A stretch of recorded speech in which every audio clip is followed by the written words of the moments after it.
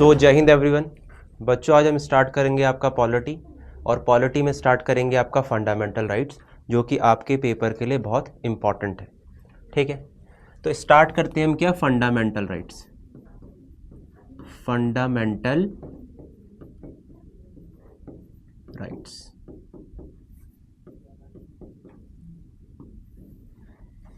तो बच्चों fundamental rights क्या होते हैं? फंडामेंटल राइट्स आपके बेसिक राइट होते हैं। क्या होते हैं ये? आपके कैसे राइट्स होते हैं? तो ये आपके बेसिक राइट होते हैं। ठीक है, तो जैसे आप इंडिया में रह रहे हो तो आपके ऊपर बहुत सारे रूल्स एंड रेगुलेशन लगाए हुए हैं by the government of India, है ना। तो इसके अगेंस्ट आपको स्टेट के अगेंस्ट जो राइट मिले हैं उसे कहते हैं फंडामेंटल राइट्स। जैसे मैं कहूँ आपको किसका राइट है? आपको राइट टू इक्वालिटी का राइट है। ठीक है, किसका राइट है? इक्वालिटी का राइट है। फिर आपको किसका राइट है? आपको राइट है किसका? राइट टू फ्रीडम का। ठीक है बच्चों, तीसरा मैं बोलूं किसके लिए राइट है आपको? तो राइट अगेंस्ट एक्सप्लॉइटेशन के लिए। फिर राइट टू रिलीजियन है बच्चों आपको।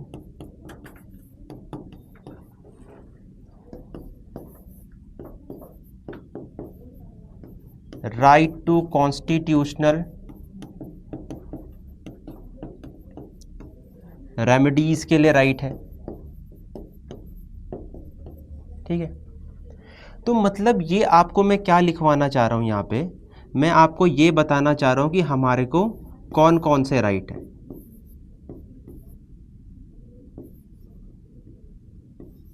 कल्चरल एंड एजुकेशनल राइट भी है। ठीक है, और कौन सा राइट है?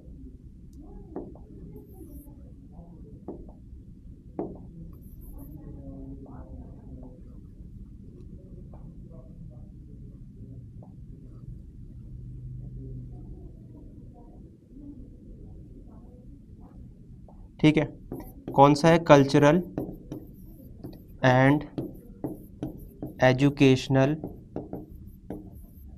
राइट। ठीक है बच्चों, तो ये हमारे पास कुछ राइट है। अब इन्हें क्या कहते हैं? इन्हें हम कहते हैं फंडामेंटल राइट्स।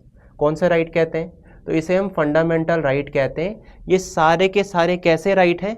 तो आप मुझे बोलेंगे ये सारे के सारे हमारे पास बेसिक राइट्स हैं, है ना। तो स्टेट ने तो आपके ऊपर इतने रूल्स लगा रखे हैं, रेगुलेशंस लगा रखे हैं, but you should also have some rights ना।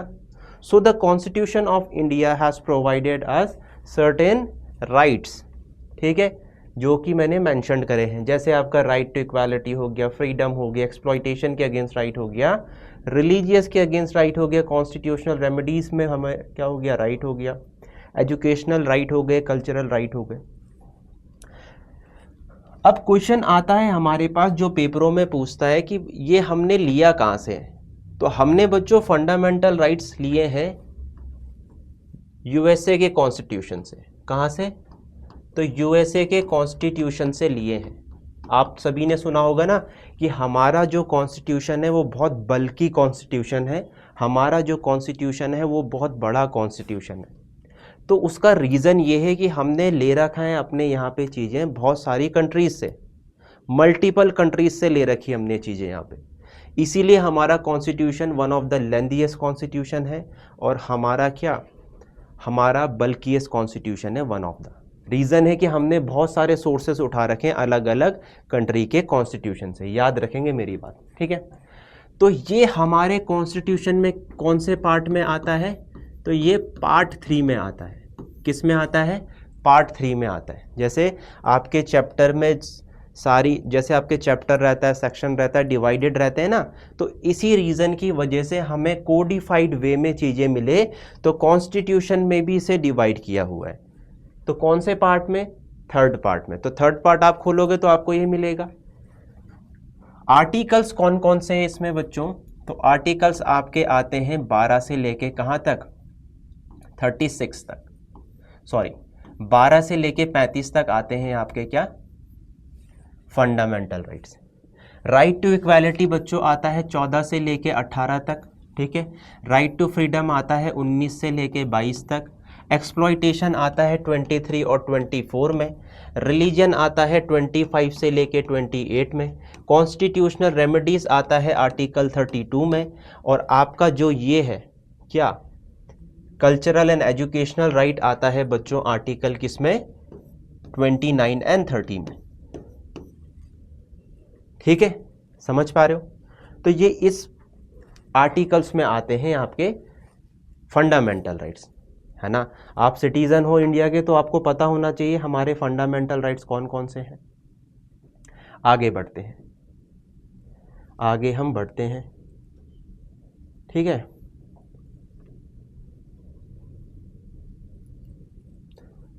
अब देखो आर्टिकल 12 की अगर हम बात करें, क्योंकि हमारे फंडामेंटल राइट्स कहाँ से शुरू हैं 12 से, तो आर्टिकल 12 किसकी बात करता है, डेफिनेशन ऑफ स्टेट देता है।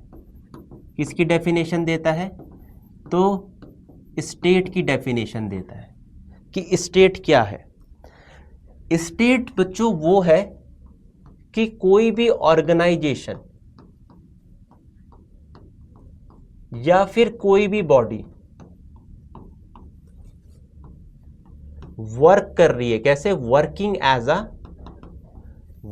एज अ गवर्नमेंट बॉडी और सपोर्टिंग गवर्नमेंट वर्क। तो कोई भी ऐसी बॉडी जो कि सरकार का काम कर रही है वो क्या है, वो स्टेट की डेफिनेशन में आता है। तो मतलब जो भी सरकार का काम करेगी, चाहे वो कोई प्राइवेट एंटिटी ही क्यों ना हो, बट अगर वो सरकार का काम कर रही है तो वो स्टेट की डेफिनेशन में आएगा, याद रखना। जैसे मैं बोल दूं कि आपका पार्लियामेंट को हम कह सकते हैं स्टेट, ठीक है, लेजिस्लेचर को हम कह सकते हैं स्टेट, ठीक है ना। आर्टिकल 13 क्या कहता है, आर्टिकल 13 कहता है law inconsistent are null and void. तो ये कहता है कि जो भी लॉ, मतलब जो भी कानून ऐसे हैं जो कि इनकंसिस्टेंट है, जो कि गलत है, किसमें, आपके पार्ट 3 में, ठीक है, वो क्या हो जाएंगे, वो आपके नल एंड वॉइड हो जाएंगे। तो सरकार के द्वारा कोई भी कानून बनाया जाएगा और वो कानून कैसे होंगे, खराब होंगे, तो अब ऑटोमेटिकली वो ज़ीरो हो जाएंगे, वो अप्लाई ही नहीं होंगे, ठीक है। मान लो जैसे राइट टू इक्वालिटी, अब सरकार चाहती है कि राइट टू इक्वालिटी किसी को ना मिले, है ना। तो अब ये तो क्या हो रहा है कि कोई फंडामेंटल राइट हमसे छीन रहे हैं, तो वो क्या हो जाएगा, जो हमसे फंडामेंटल राइट छीनेगा वो ऑटोमेटिकली ज़ीरो हो जाएगा, ठीक है। अब हम करते हैं आर्टिकल किसकी बात, 14 की बात। तो आर्टिकल 14 क्या बोलता है, equality before law and equal protection of law.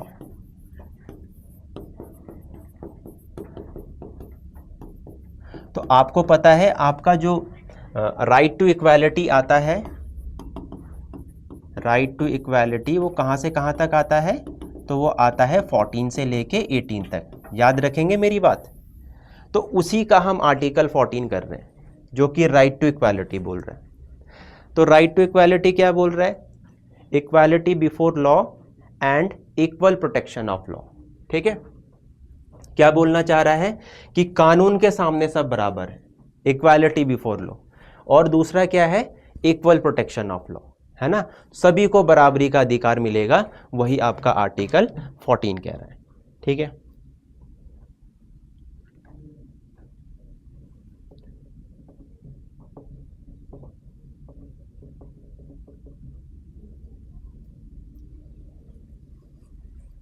अब हम बच्चों आर्टिकल 15 करते हैं। तो आर्टिकल 15 क्या कहता है हमें, तो आर्टिकल 15 बोलता है कि कोई भी डिस्क्रिमिनेशन नहीं करेगा, है ना, प्रोहिबिशन ऑफ डिस्क्रिमिनेशन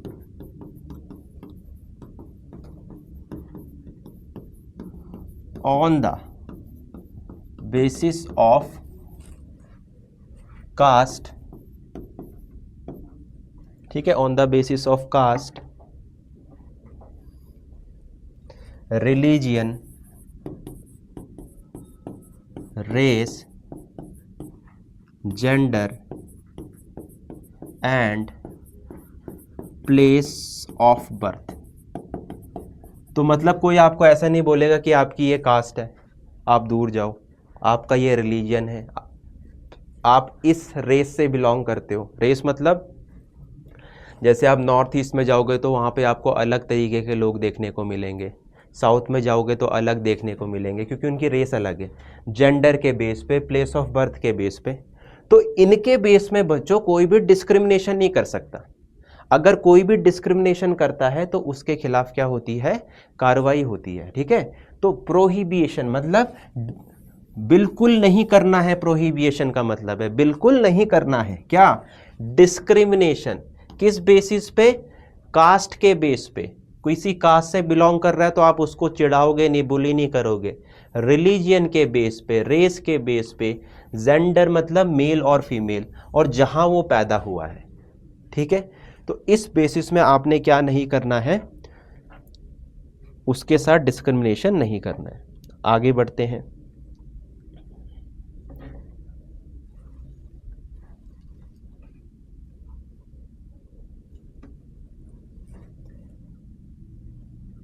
अब देखो बच्चों, आर्टिकल 16 क्या, हम कौन से आर्टिकल जो ये कर रहे हैं ना, हम क्यों कर रहे हैं?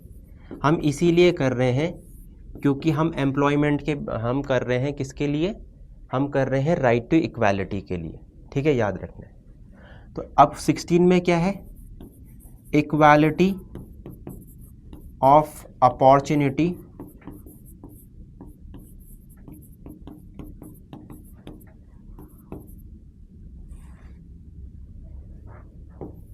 इन पब्लिक एम्प्लॉयमेंट, ठीक है, equality of opportunity in public employment and prohibits, prohibits मतलब मना करना, and prohibits discrimination on the basis of caste, gender, religion, descent, place of birth, ठीक है, एंड रेस। तो बच्चों इसमें केवल एक पॉइंट नया ऐड हुआ है, और वो कौन सा पॉइंट है? तो वो डिसेंट का पॉइंट है, ठीक है। कौन सा वाला ऐड हुआ है? तो डिसेंट वाला ऐड हुआ है। मतलब कोई भी सरकारी नौकरी पे अगर जाएगा तो उसको बराबरी का वो मिलेगा, अपॉर्चुनिटी। जैसे बहुत सारे गवर्नमेंट जॉब में जाते हैं ना, बहुत ऑफिसर बनना चाहते हैं इन द आर्म फोर्सेस या फिर कोई भी गवर्नमेंट ऑर्गेनाइजेशन में, तो सबको इक्वालिटी मिलेगी, ये कहने का मतलब है। मतलब ऐसा नहीं होगा कि किसी को स्पेशल स्टेटस मिलेगा, किसी को नहीं मिलेगा। जबकि ऐसा होता है तो वो सरकार इसमें क्या कर सकती है? एक्सेप्शन कर सकती है। बट ये आपको याद रखना है आर्टिकल 16। तो आर्टिकल 14 से लेके और जो आर्टिकल 16 तक है आपका, वो क्या है बच्चों? राइट टू इक्वालिटी है। आर्टिकल 17 की हम बात करें तो ये क्या बोलता है? एबॉलिशन, एबॉलिशन ऑफ अनटचेबिलिटी, मतलब छुआछूत नहीं करनी। जैसे बोलते हैं कि ये बिलो कास्ट से है, मतलब लोअर कास्ट से है। जैसे एससी बोलते हैं, एससी को क्या बोलते हैं? कि इनकी लोअर कास्ट है, इनके हाथ से हमें खाना नहीं खाना चाहिए, या फिर इनके साथ हमें रहना नहीं चाहिए क्योंकि ये लोअर कास्ट है। बट ये सारे के सारे जितने भी कास्ट सिस्टम है ना, ये हम ही ने बना रखे, ठीक है। तो जब हमारे यहाँ क्या आया? अर्ली वैदिक पीरियड आया, अर्ली वैदिक पीरियड के बाद लेटर वैदिक पीरियड आया, है ना। तो अर्ली वैदिक पीरियड में जो डिवीज़न हुआ वर्णों का, जैसे आपके ब्राह्मण हुए, क्षत्रिय हुए, वैश्य हुए, शूद्र हुए, तो वो काम के बेस पे हुए थे। ठीक है, लेटर वैदिक में भी ये डिस्क्रिमिनेशन नहीं था, वो भी काम के बेस पे हुए थे। बट जब लेटर वैदिक के बाद जब आपका महाजनपद वाला पीरियड आता है, तो उसके बाद जो डिवीजन होता है वो कैसे होता है, बाय बर्थ कर देते हैं, और वो बाय बर्थ अभी तक चल रहा है। तो हमारे यहाँ लोगों को समानता का अधिकार मिले, इसीलिए भारत सरकार या फिर कॉन्स्टिट्यूशन लेके आई है कौन सा राइट, एबॉल्यूशन ऑफ अनटचेबिलिटी। तो कोई भी अनटचेबिलिटी करता है तो उसके अगेंस्ट क्या होगा, उसके अगेंस्ट प्यूनिटिव एक्शन होगा बाय द पुलिस फोर्सेस और कोई भी एडमिनिस्ट्रेशन के द्वारा जो भी ऑर्गेनाइजेशन है। ठीक है, तो हमें क्या नहीं करना चाहिए, अनटचेबिलिटी नहीं करनी चाहिए। वो यही कहना चाहता है कि अनटचेबिलिटी कैसी है, कंप्लीटली बैन है। 18 वाला क्या बोलता है, तो 18 वाला बोलता है आपको क्या, एबॉल्यूशन ऑफ टाइटल्स। तो किसके बारे में बोलता है 18, तो एबॉल्यूशन ऑफ टाइटल्स बोलता है। अब टाइटल्स, जैसे मैंने आपको इससे प्रीवियस वाली क्लास में भारत रत्न के बारे में बताया था। तो भारत रत्न क्या है, एक टाइटल है।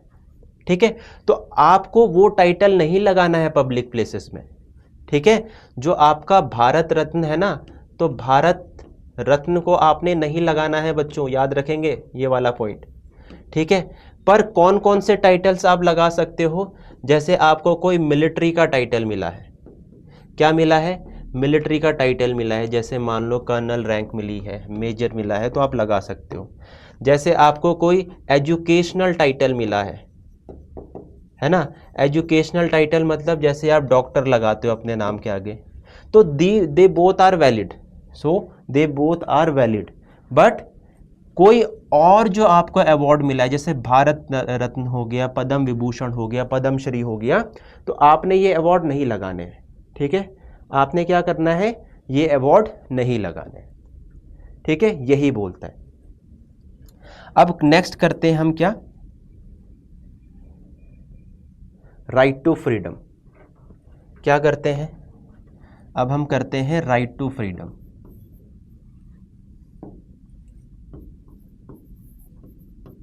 राइट टू फ्रीडम करते हैं बच्चों। अब राइट टू फ्रीडम कहाँ से कहाँ तक आता है, 19 से लेके 22 तक आता है। ठीक है, क्या करेंगे, राइट टू फ्रीडम करेंगे। कहाँ से लेके कहाँ तक आता है, तो 19 से लेके आता है 22 तक। आर्टिकल 19 हमारे पास क्या कहता है वो देखते हैं। आर्टिकल 19, तो आप बोलते हो ना मुझे फ्रीडम है, किसका, स्पीच एंड एक्सप्रेशन का, freedom of speech and expression. ठीक है, तो यही है आपका क्या, आर्टिकल 19, फ्रीडम किसका, स्पीच एंड एक्सप्रेशन का। ठीक है, इसका ए वाला पॉइंट है ये। दूसरा क्या है इसमें, freedom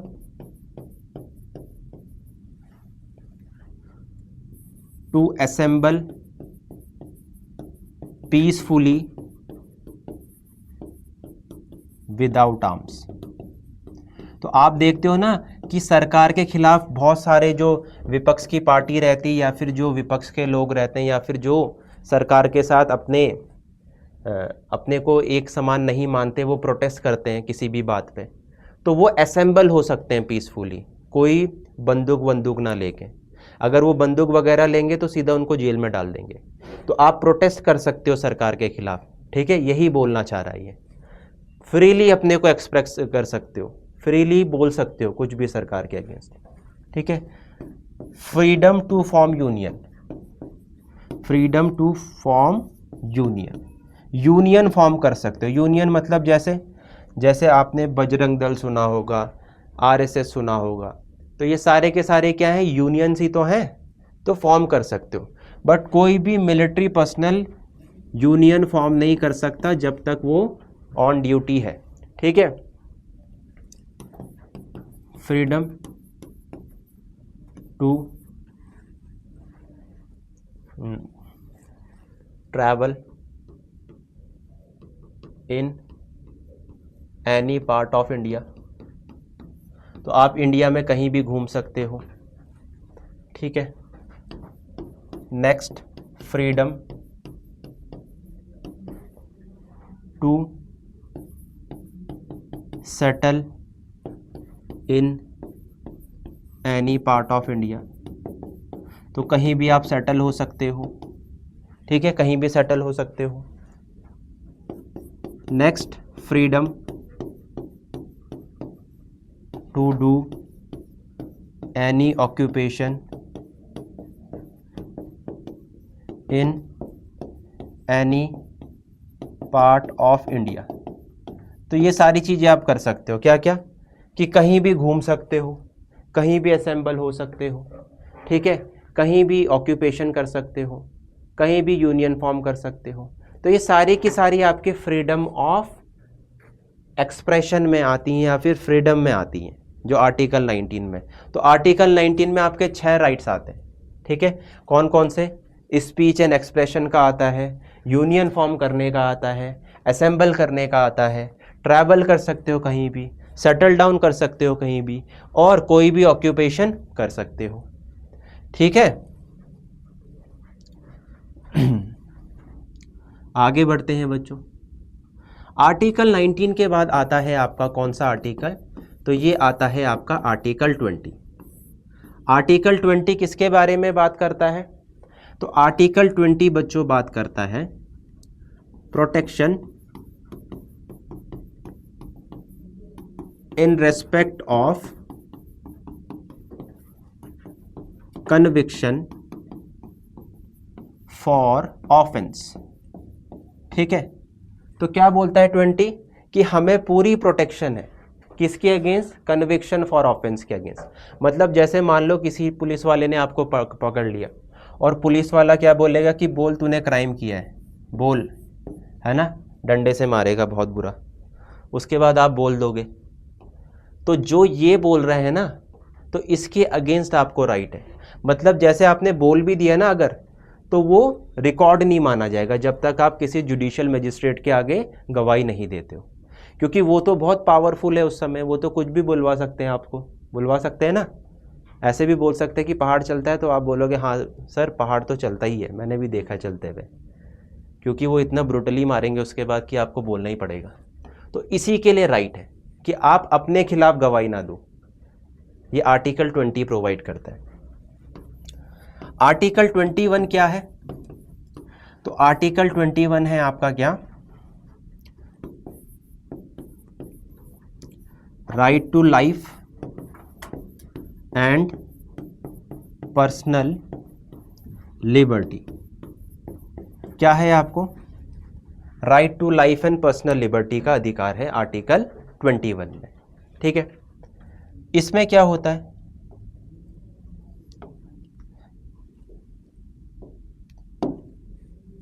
right to life and personal liberty का राइट है आपको किसमें? आर्टिकल 21 में। अब देखो, right to life and personal liberty जो है आपका, इसमें आपको जीने का अधिकार है और पर्सनल लिबर्टी का अधिकार है। तो इसमें एक क्या हुआ है, इसमें एक फेमस केस है जिसको क्या बोलते हैं? मेनका गांधी केस है, ठीक है।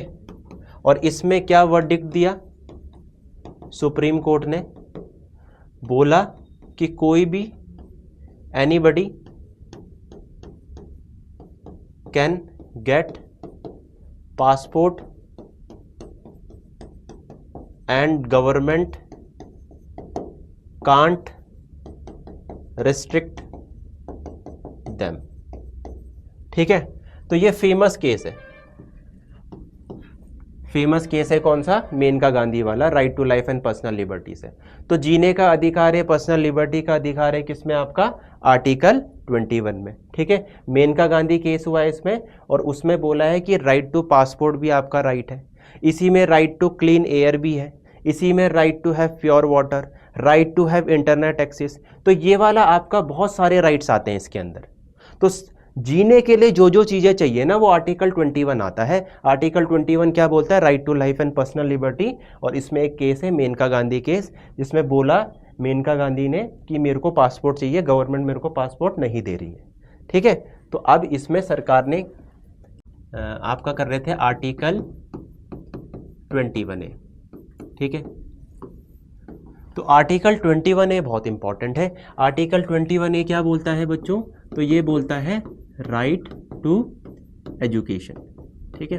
अब राइट टू एजुकेशन में क्या होता है, 6 to 14 ईयर्स के जो बच्चे रहते हैं ना, उनको फ्री एंड कंपल्सरी एजुकेशन मिलता है। कैसे मिलता है? फ्री एंड कंपल्सरी एजुकेशन उन्हें मिलता है। और ये कब आया था? तो ये 86th कॉन्स्टिट्यूशनल अमेंडमेंट एक्ट से आया था। कब? 2002 में। तो ये सबसे इंपॉर्टेंट है, ठीक है, राइट टू एजुकेशन। इससे पहले नहीं था। राइट टू एजुकेशन 6 से लेके 14 ईयर तक, free and compulsory education 86 constitutional amendment act 2002 से आया था, आर्टिकल 21A में आता है। और ये हमारे पास कैसा राइट है? तो ये हमारे पास है फंडामेंटल राइट,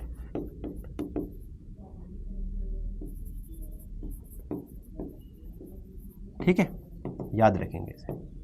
अब लास्ट करते हैं हम आर्टिकल 22। तो आर्टिकल 22 क्या बोलता है? प्रिवेंशन डिटेंशन के बारे में बात करता है, ठीक है।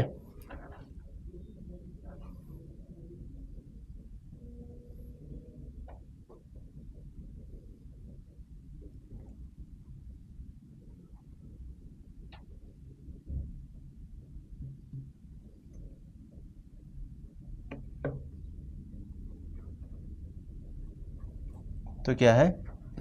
Protection against arbitrary detention and prevention, ठीक है।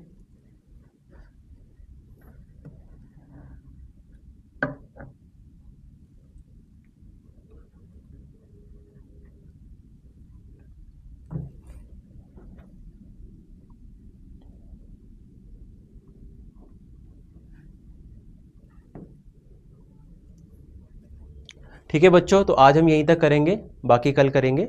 जय हिंद एवरीवन।